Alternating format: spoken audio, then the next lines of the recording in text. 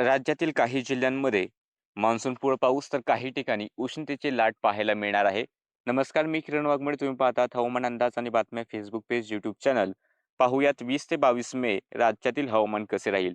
त्या अगोदर आज 19 मेला जे तापमान होतं, तर मध्य महाराष्ट्रात तुम्ही पाहू शकता की तापमानात चांगली घट झालेली आहे. खास करून कोल्हापुरात लक्षणीय घट झाली, कारण या ठिकाणी सकाळी हलका पाऊस आणि दिवसभर ढगाळ वातावरण होतं बऱ्यापैकी वेळासाठी. आज जळगाव 43.4, जेऊर 41.5, कोल्हापूर 30.8, महाबळेश्वर 29.8, मालेगाव 42.4, नाशिक 37.2, पुणे शिवाजीनगर 36.8, सांगली 33.9 याही ठिकाणी चांगली घट झाली, कारण याही ठिकाणी ढगाळ वातावरण होतं. सातारा 37.2, सोलापूर 40.9, विदर्भात अकोला 46, अमरावती 46.8 राज्यात सर्वाधिक आहे. त्यानंतर भंडारा 43, बुलढाणा 41.6, चंद्रपूर 45.2, गडचिरोली 44, गोंदिया 43.8, नागपूर 45.5, वर्धा 46.5, वाशिम 43.5, यवतमाळ 45.4. म्हणजे विदर्भात जवळपास ज्या ठिकाणी तापमान 45 पेक्षा जास्त आहे त्या ठिकाणी उष्णतेची लाट ही आलेली आहे. यानंतर मराठवाड्यातील जर आपण तापमान पाहिलं तर छत्रपती संभाजीनगर 41.7 या ठिकाणी घट झाली. बीड 42.5, नांदेड विमानतळ 42, परभणी 44.2, उदगीर 41, मुंबई कोकणात जर पाहिलं तर अलिबाग 35.1, डहाणू 35.1, हरणे 33, मुंबई कुलाबा 34.4, सांताक्रूज 33.5, रत्नागिरी 32. म्हणजे मुंबईसह कोकणातही तापमानात आता घट पाहायला मिळत आहे. का ही घट होते? कारण मध्य महाराष्ट्र आणि कोकणात आपण अपेक्षेप्रमाणे जे अंदाज दिला त्याप्रमाणे पश्चिमेकडचे वारे हे वाढलेले आहेत. हे वारे आता मराठवाड्यापर्यंतही थोडेफार पोहोचत आहेत. त्यामुळे मराठवाड्यातीलही काही भागांमध्ये तापमान हे कमी झालेलं आहे आणि किंवा येत्या काळामध्ये अजून यामध्ये घट अपेक्षित आहे. एक हवेची ध्रुवणीय स्थिती आपण सकाळच्या व्हिडिओमध्ये सांगितल्याप्रमाणे विदर्भापासून इकडे दक्षिणेकडे विस्तारलेली आहे. याच्या आसपास थोडेसे गडगडी पावसाचे ढग विदर्भाचे दक्षिणेकडील भाग म्हणजे यवतमाळ, चंद्रपूरच्या थोड्या भागांमध्ये, त्यानंतर नांदेड, लातूर, धाराशिव, सोलापूरच्याही दक्षिणेकडील भागांमध्ये पावसाचे ढग हे थोडेसे पाहायला मिळाले. मात्र पश्चिम महाराष्ट्राच्या इतर ठिकाणी सकाळपासून ढगाळ वातावरण बऱ्यापैकी असल्यामुळे कोल्हापूर, सांगली ढग निर्मिती झाली नाही. सातारा, पुण्याकडे सुद्धा काही विशेष ढग निर्मिती झाली नाही. अहिल्यानगरकडे सुद्धा ढग निर्मिती झाली नाही. अहिल्यानगरमध्ये ढग निर्मिती होईल असे वाटत होतं, पण आज या ठिकाणी ढग निर्मिती झालेली नाही. आत्ता जर पाहिलं तर संध्याकाळी या ठिकाणी जतचा जो दक्षिणेकडील भाग आहे त्याला लागून असलेला जो कर्नाटकचा भाग आहे या ठिकाणी थोडासा पावसाचा ढग आहे. त्यानंतर इतर भागांमध्ये सुद्धा जर पाहिलं तर बिदरच्या भागांमध्ये पावसाचे ढग आहेत. यवतमाळकडे जर पाहिलं तर जरी जामणी, वणीच्या आसपासच्या भागांमध्ये पावसाचे ढग दिसत आहेत. आणि ही जी काही ढगांची वाटचाल ही दक्षिण पश्चिम अशी ढगांची वाटचाल आहे. त्यामुळे हे जे काही यवतमाळचे ढग आहेत तिकडे आदिलाबादकडे जातील. अ, आपल्या राज्याकडे पाऊस होण्याची शक्यता या ढगांपासून आता कमी झाली. फक्त यवतमाळच्या ज्या भागांमध्ये ढग आहेत त्या ठिकाणी आणि इकडे कोरपणाचा जो चंद्रपूरचा भाग आहे त्या भागामध्ये थोडाफार पाऊस अपेक्षित आहे. त्यानंतर इतर ठिकाणी सध्या तरी जास्त काही पावसाचे ढग दिसत नाहीयेत. तरी सुद्धा आज रात्रीसाठी सांगली, बेळगाव, कोल्हापूर लक्ष राहू द्यात किंवा इकडे सोलापूर, धाराशिवचे दक्षिणेकडील भाग असतील, अ, याही ठिकाणी लक्ष राहू द्यात. जास्त काही पावसाची शक्यता दिसत नाही, मात्र फक्त लक्ष राहू द्या. जर आपण उद्याचा अंदाज पाहिला तर उद्या जी काही पावसाची शक्यता दिसते त्या अगोदर आपण तापमानाची शक्यता पाहूयात. तर इकडे अमरावती, वर्धा, नागपूर, चंद्रपूर, गडचिरोली, भंडारा तापमान 45-46 अंश सेल्सिअस किंवा काही ठिकाणी त्याहूनही अधिक जाण्याची शक्यता राहील. म्हणजे या ठिकाणी उष्णतेची लाट आहे.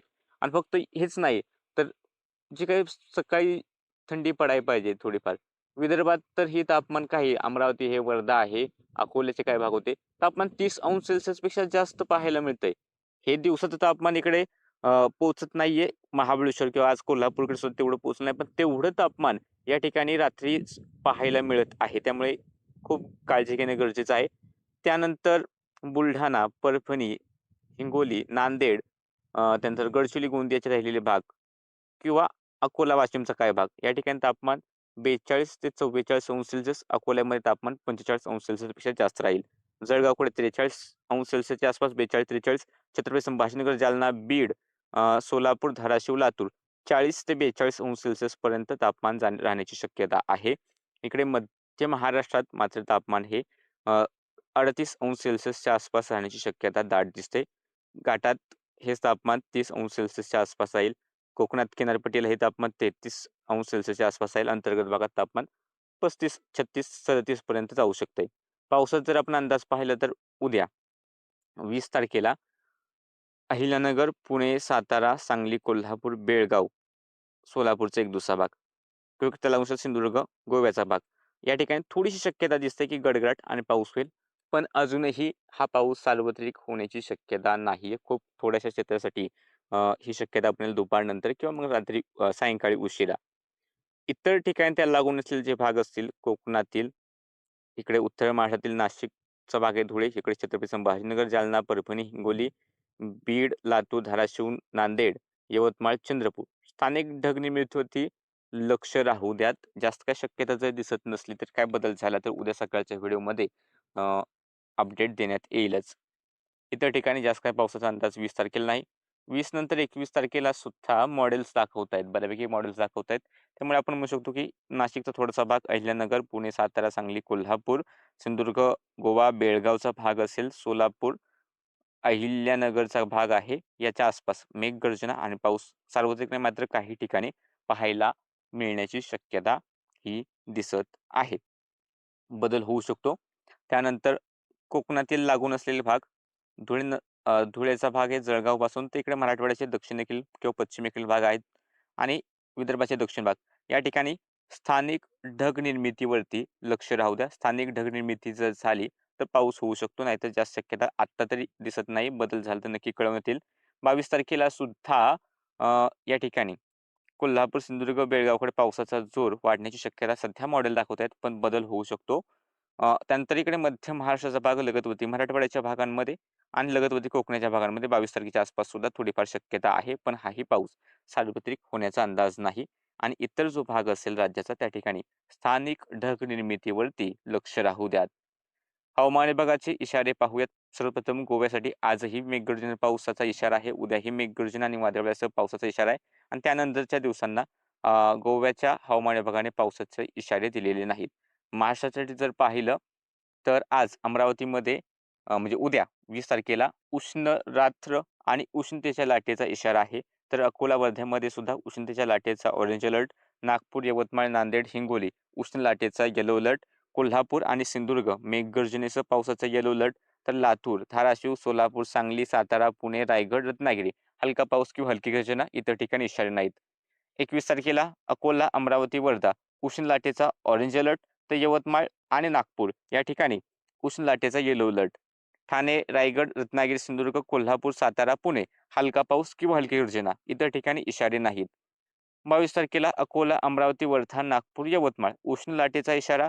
तर रायगड, रत्नागिरी, सिंधुदुर्ग, कोल्हापूर हलका पाऊस किंवा हलकी गर्जना, इतर ठिकाणी इशारे नाहीत. आणि 23 तारखेला अकोला, अमरावती, यवतमाळ, वर्धा, नागपूर उष्ण लाटेचा इशारा.